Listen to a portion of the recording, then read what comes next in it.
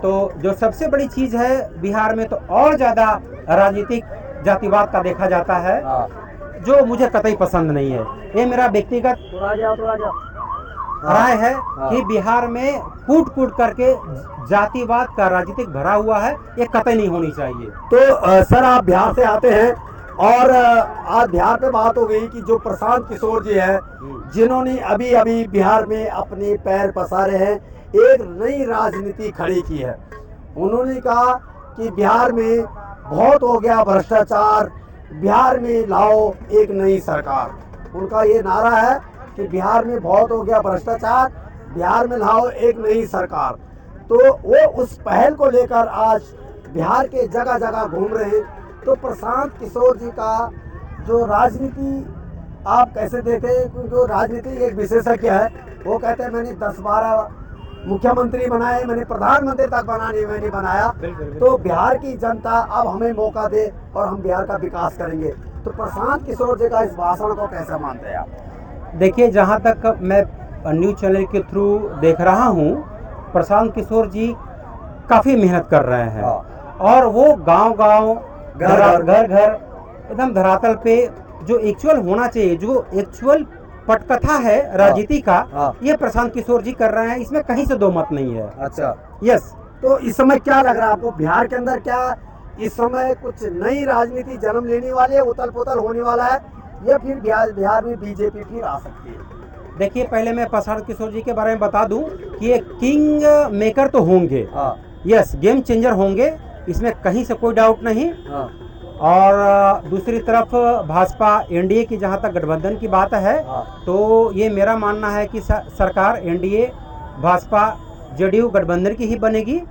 कुछ ठीक है, ऊपर नीचे हो सकता है, लेकिन सरकार इन्हीं की आपको लग नहीं रहा है कि आरजेडी जो दावा ठोक रहे इस समय सरकार बनाने की, तो आपको लग रहा है इस समय आरजेडी को मौका मिल सकता है, बिहार की जनता तेजस्वी यादव को फिर ला सकती है? देखिए, जहाँ तक बात है तेजस्वी यादव जी की, आरजेडी के कुछ विधायक में डायरेक्ट उनके साथ हो संपर्क में, चूंकि कुछ व्यक्तिगत चीज़ें भी होती है।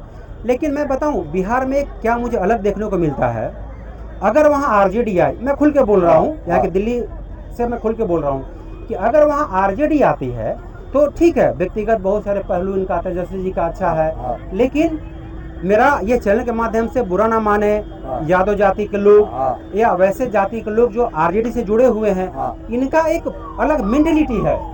अगर ये सरकार में आ जाएंगे तो फिर वही बहुत सारी चीज 1990 की बहुत सारी घटनाएं हैं जो बिहार को काफी लेके पीछे चला गया है। मैं बार बार बोल रहा हूँ, क्योंकि कुछ लोग, कुछ चंद लोगों के ही चलते चाहे तो पूरा पार्टी बर्बाद होता है, चाहे तो देश बर्बाद की ओर जाता है, पूरा राज्य बर्बाद की ओर जाता है। तो आरजेडी के साथ सबसे बड़ी क्या समस्या है, अच्छे लोग हैं, लेकिन कुछ लोग की अभी भी सिद्धांत, अभी भी जो मानसिक, चूंकि एक अपने आप में नेचर एंड सिग्नेचर कहा जाता है, वो कभी नहीं बदलता है। तो उनके चलते आरजेडी का सरकार में आती है तो राज्य पीछे जाएगा। ये आपका ये मेरा व्यक्तिगत विचार है। यस कि अगर दोबारा से बिहार की जनता और आरजेडी को मौका देती है तो बिहार फिर न फिर कहीं उसी जगह पहुंच जाएगा जिस जगह में आज से 20 साल पहले था।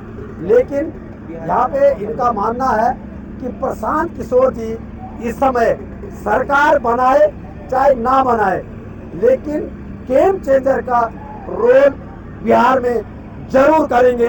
और हो सकता है कि बिहार के अंदर बहुमत भी किसी को ना मिले, क्योंकि प्रशांत किशोर जी की जो छवि है, जो उनकी राजनीति के जो वो विशेषज्ञ है, और जो घर घर जाके लोगों का जो माइंड वॉश वो कर रहे हैं, कहीं ना कहीं लोगों के मन को भांपने में वो काफ़ी अहम भूमिका निभाते हैं।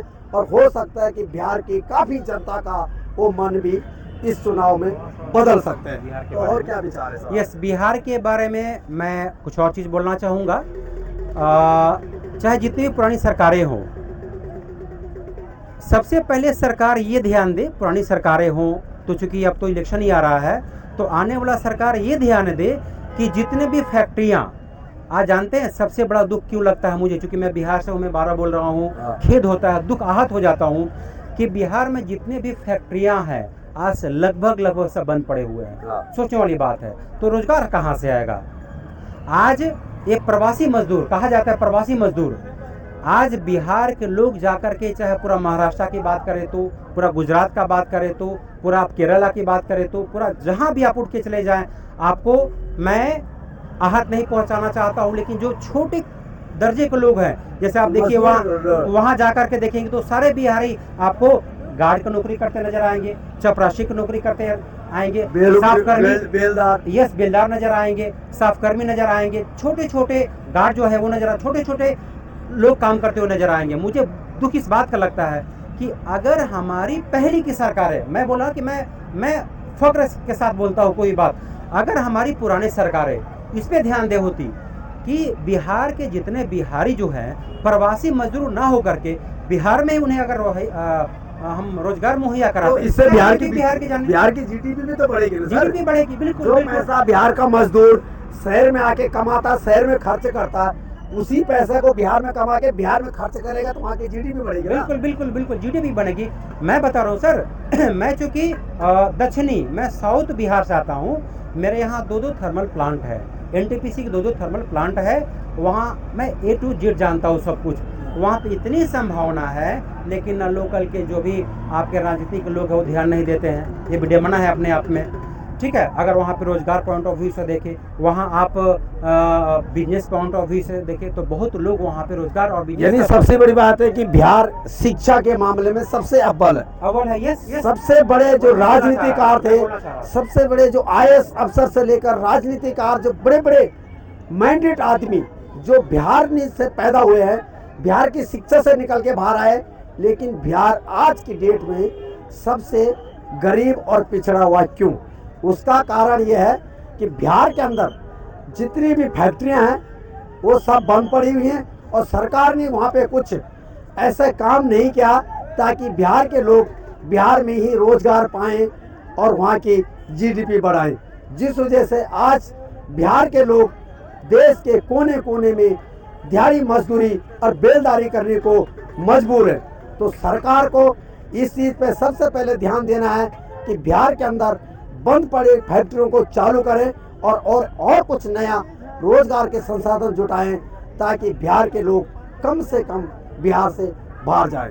तो धन्यवाद दर्शकों, आज हमारा वीडियो यहीं पे समाप्त होता है कि बिहार चुनाव पर, बिहार इलेक्शन पर बिहार के लोगों का क्या कहना, वो विचार हमने आज आपके सामने रखे। और क्या कहना, और मैं 2 शब्दों में कुछ चीज़ बोलना चाहूँगा। जैसे कि मैं जहाँ से आता हूँ वहाँ बिल्कुल बगल में डालमिया फैक्ट्री है, वो लगभग 284 एकड़ में फैक्ट्री फैली हुई है, और ये 1984 से ही बंद है।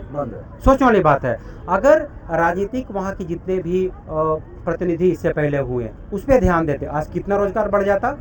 आप अगर चीनी फैक्ट्रियाँ देखेंगे, बहुत सारे चीनी मिल्स बंद हो चुके हैं, बहुत सारे रिफाइनरी हुआ करता था, आपका बरौनी वगैरह सब बंद पड़ा हुआ है। तो बिहार में रोजगार की संभावना इतनी ज़्यादा है, जहाँ रोजगार रहेगा वहाँ व्यवसाय रहेगा। तो सरकार से मैं आग्रह करना चाहूँगा, बिहार आने वाला सरकार से मैं आग्रह करना चाहूँगा कि इस बार ये ध्यान दे कि हम बिहारियों को प्रवासी मजदूर ना कर करके बाहर गए जितने मजदूर हैं वो सब बिहार में ही आए, अपना रोजगार हेतु, व्यवसाय हेतु वहीं पे स्टार्ट करें। चूँकि बिहार का मैं देखता हूँ कि उच्च स्तरीय, आपने जो बात बोला ना, बड़ी अच्छा बात बोला, मैं बोलना चाह रहा था। आप अगर बिहारी का बात करें तो IAS सबसे अधिक देखिए तो बिहार से ही आते हैं। IAS, IPS, IFS वगैरह टॉप लीडर्स सब बिहार से आते हैं। UCC का जितना एग्जाम्स है सब बिहार से आते हैं। SSC के जितने एग्जाम्स है सब बिहार के ज़्यादातर क्लियर करते हैं। तो चाहे तो बिहारी आपको टॉप पे मिलेंगे, और नहीं तो फिर कुछ देर पहले मैं जो बोला बॉटम पे मिलेंगे, छोटे कर्मी, छोटे स्तर के लोग। तो ये बड़ी अपने आप में विडम्बना है, ये मुझे बड़ा आहत पहुंचाता है। तो सरकार बिहार का इलेक्शन को देखते हुए ऐसा एक योजना तैयार करे ताकि हम बिहारियों को कहीं बाहर न जाना पड़े। यस, और इस पे सरकार ध्यान दे। तो नमस्कार दोस्तों, मैं सूरज नेगी, इंडिया गेट, दिल्ली।